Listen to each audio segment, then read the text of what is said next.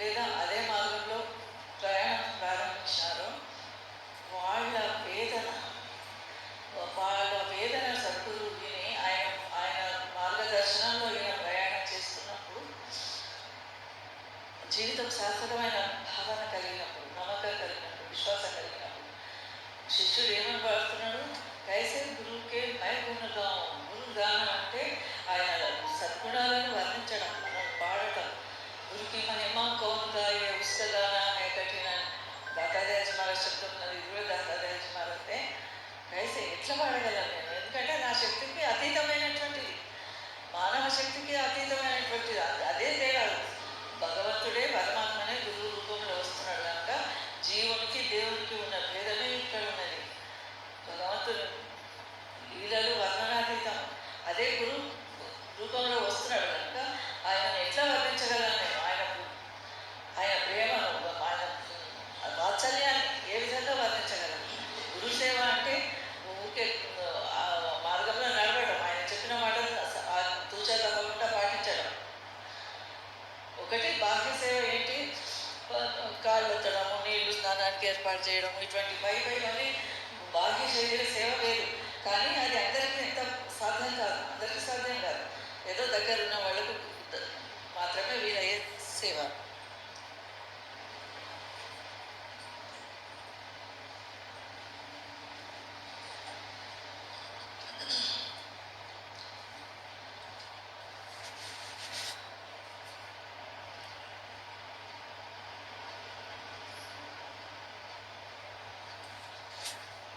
ఏం చెప్తున్నాడు గురువు?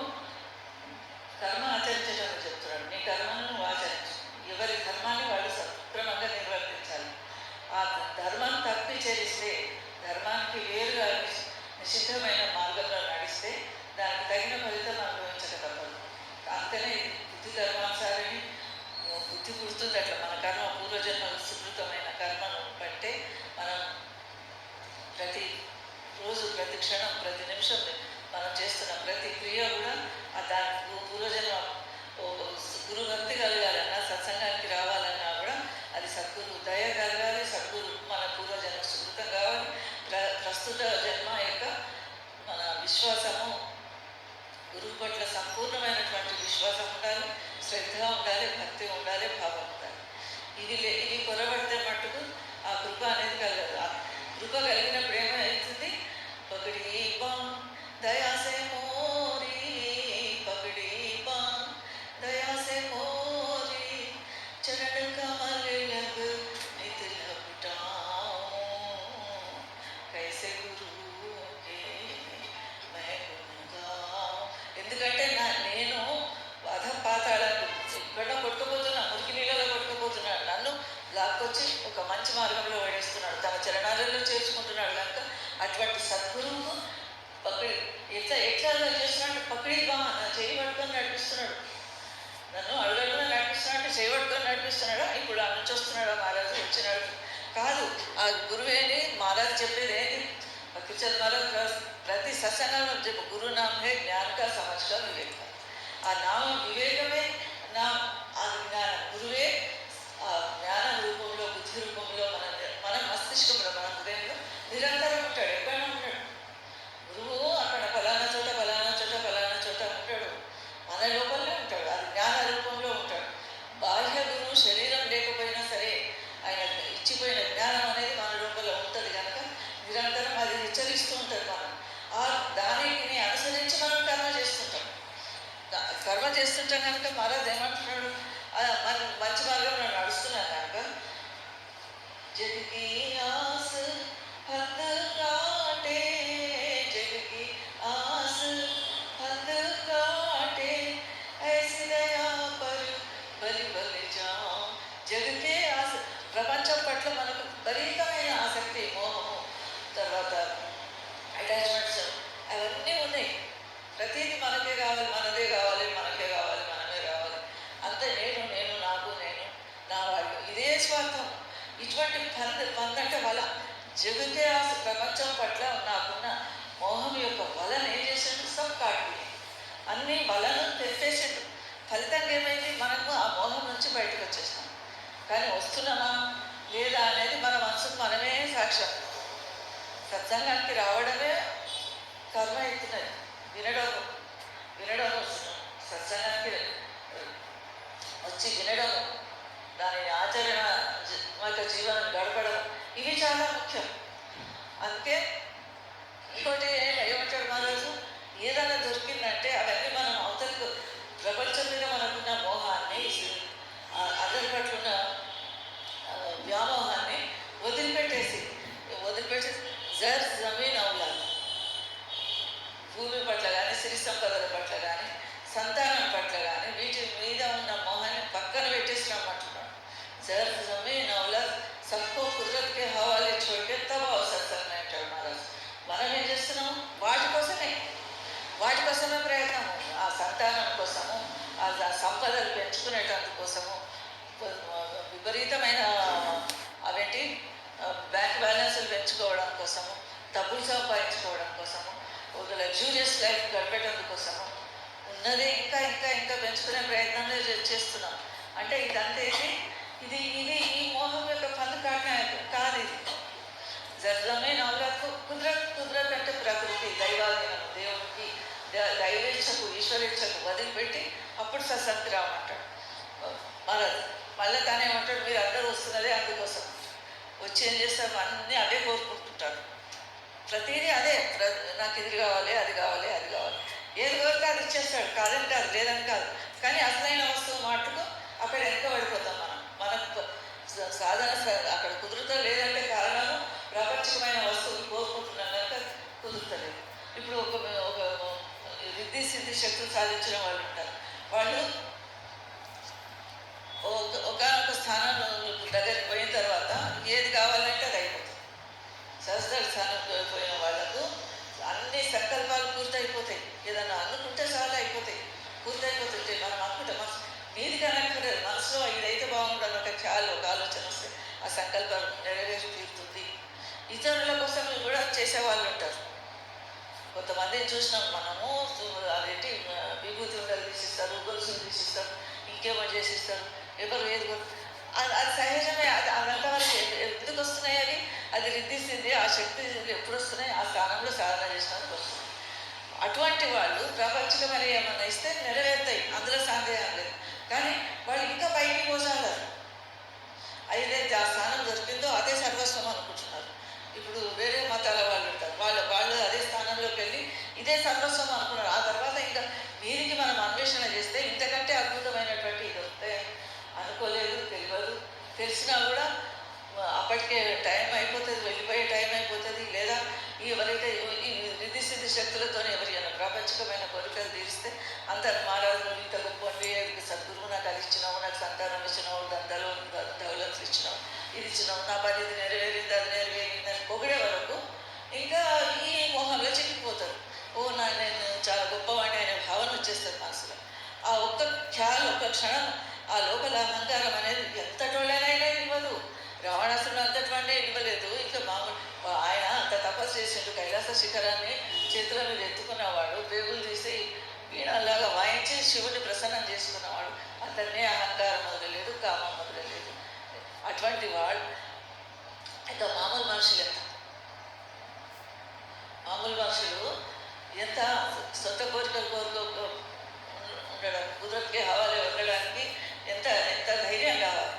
అంత మౌజు మాలిక్ అనేసి వదిలేసి ఏది ఈరోజు మన ఎదురుగా కర్తవ్యం వస్తున్నదో అది సమర్థవంతంగా నిర్వర్తించాలి.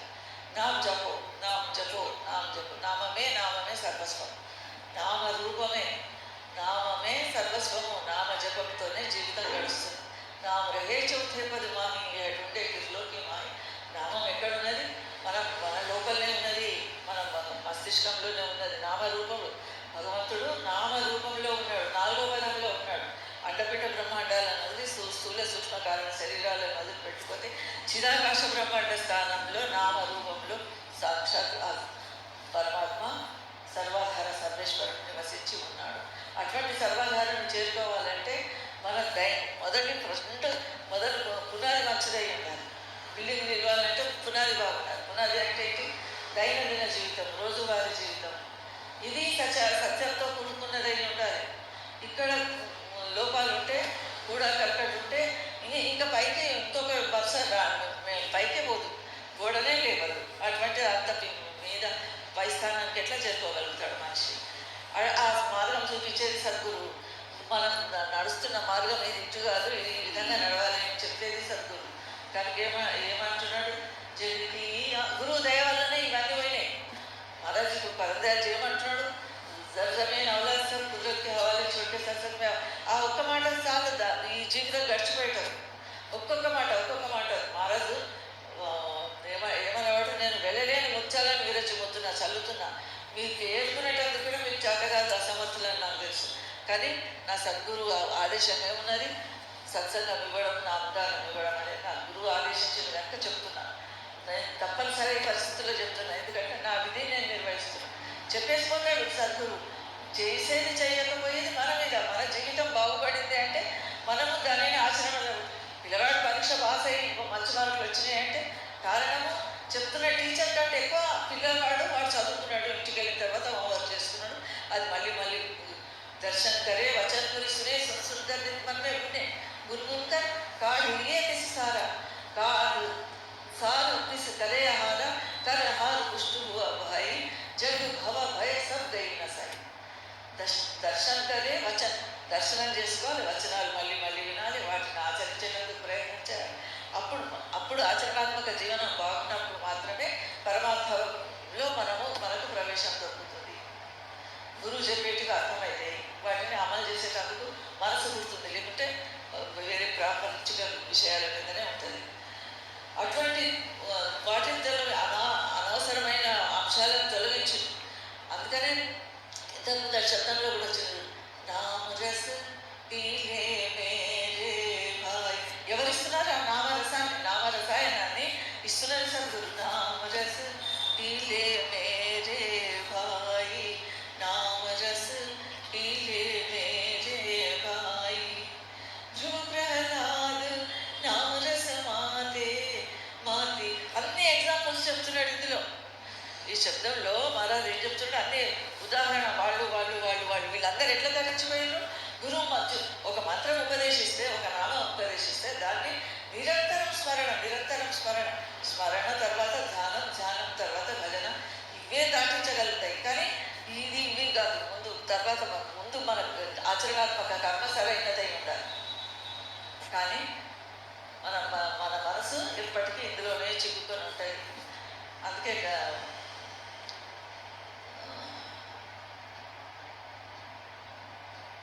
కబీర్ సాబ్ అంటాడు కదా, గలీ గలీ గోరస్ ఫిరే మధురా బయటికి కానీ. అంటే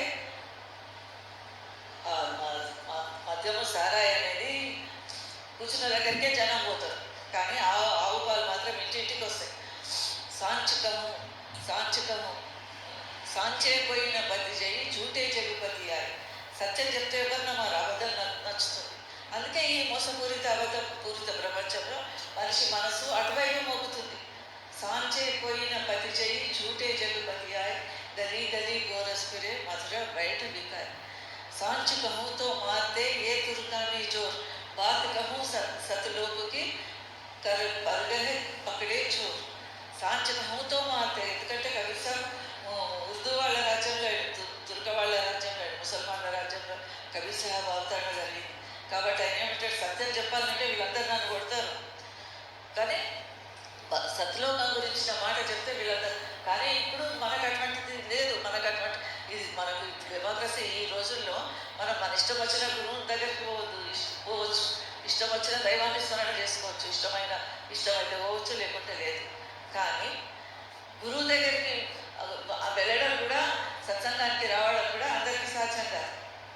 వీళ్ళు సత్సంగ వివేకన పోయి రామకృప విని సులభన సోయి. సత్సంగం లేకుంటే ఏమి జ్ఞానమే కలగదు, గురువు ఏంటో తెలియదు, భగవంతుడు అంటే ఏమో తెలియదు, సరైన మార్గం ఏది సరైన మార్గమో తెలియదు, మార్గదర్శనం చేసేవాడు ఉంటారు.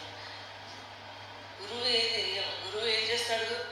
మనను జనన మరణ చక్రం నుంచి బయటపడేయగలుగుతాడు. మిగిలిన కోరికలు కోరుకుంటే కోరికలు నెరవేరుతాయి. ఎవరైతే కోరికలు ఇచ్చేది, విభూతి ఇచ్చి ఇవన్నీ ఇచ్చేది, మన కోరికలు నెరవేర్చిన గురువులు ఉన్నారు కదా, వాళ్ళు ఇంకా పైకి పోగలరు. పైకి మార్గం ఉన్నదని తెలియదు చాలామంది. ఇప్పుడు క్రిస్టియానిటీ కానీ ముస్లింలలో వాళ్ళు కానీ ఆ స్థానానికి వెళ్ళిన తర్వాత ఇంకా అన్వేషణ జరగలేదు చాలా వరకు. నీకైతే తెలుసు అని మనం అనుకోవచ్చు, మనకేం తెలుసు మనం చూసి వచ్చినామా ఆ రోజు అంటే. మహారాజ్ ఏమంటాడు, గ్రంథాలు ఉన్నాయి అప్పటి, వాళ్ళ ఆలోచనలు వాళ్ళు ఏదైనా స్థానానికి పొందితే ఒకటి శృతి వినడం, తాను ఏదైతే పొందిండో అది తన శిష్యునికి బోధిస్తాడు, ఆ శిష్యుడు ఇంకొక శిష్యునికి చెప్తాడు, ఆ శిష్యుడు ఆ విధంగా తాలీం బోధన వచ్చింది. ఇంకొకటి వాళ్ళ రచనల ద్వారా మనకు తెలుస్తుంది ఎవరు ఏ స్థానం వరకు ఉన్నారని. కబీరు ఉన్నత స్థానానికి చెందిన సంత, తర్వాత కబీర్ సాహెబ్ నిర్గుణ సంప్రదాయానికి నిదర్శనం. అందుకే ఏమంటున్నాడు ఇక్కడ,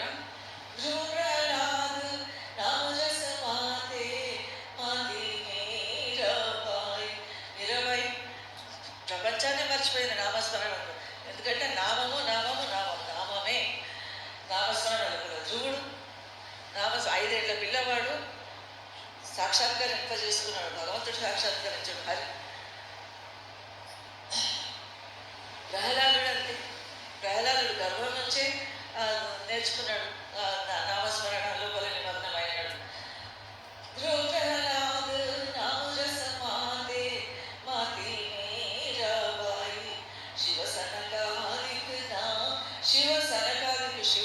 శివుడు కూడా నిరంతరం రామనామస్మరణ చేస్తుంటాడు, రాముడేమో శివనామస్మరణ చేస్తుంటాడు, శివుడు రామనామస్మరణ చేస్తుంటాడు.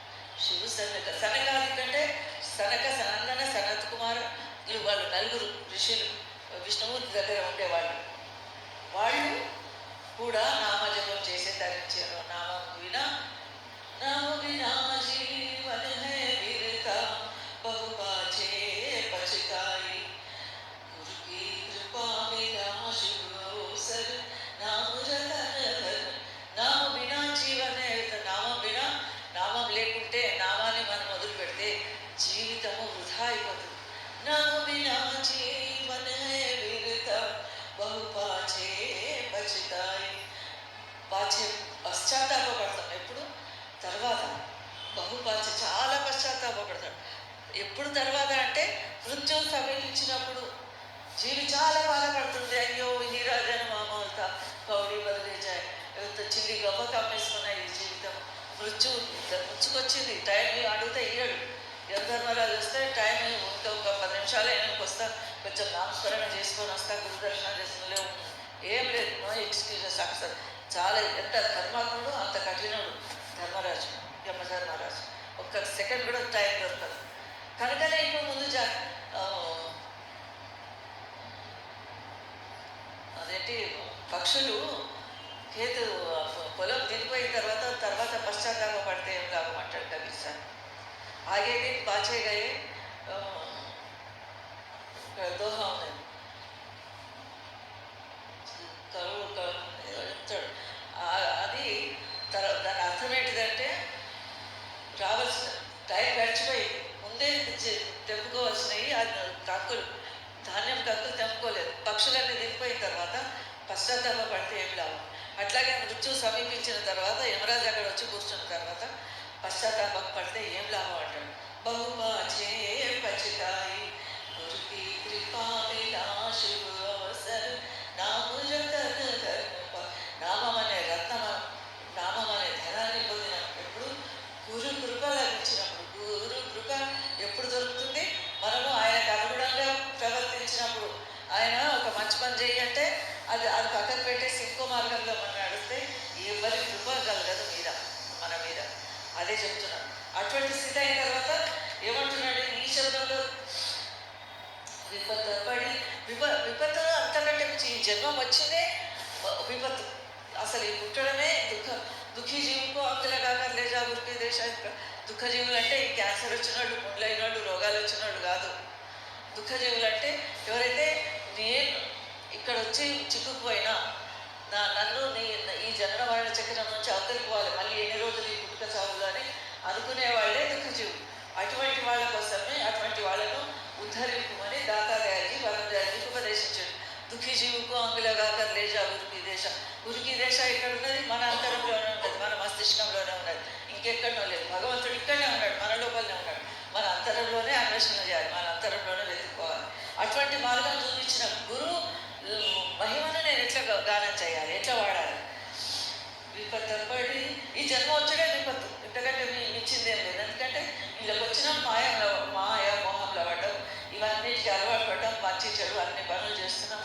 అసలైన లక్ష్యం మర్చిపోయినాం, మన ఇల్లు మర్చిపోయినాం, మన తండ్రిని మర్చిపోయినాం. అది జ్ఞాపకం చేస్తున్నాడు. విపత్తపడి రక్షా గురుపాయి అబుక్యం దూజా. ఇంకొక దేవుడిని నేను ఎందుకు కొలవాలి? అబుక్యం దూజా దేవు మనావు, వేరే దేవుడిని నేను ప్రసన్నం చేసుకునే అవసరమే ఉండదు. గురువే నన్ను కష్టాల నుంచి కడిదేరుస్తున్నాడు. ఈ జన్మ మరణ చక్రం నుంచి బయటికి తీసుకుపోతున్నాడు. ఇంకా మళ్ళీ పుట్టే అవసరం లేని మంత్రాన్ని నాకు ఉపదేశిస్తున్నాడు, మార్గాన్ని చూపిస్తున్నాడు. నామదానది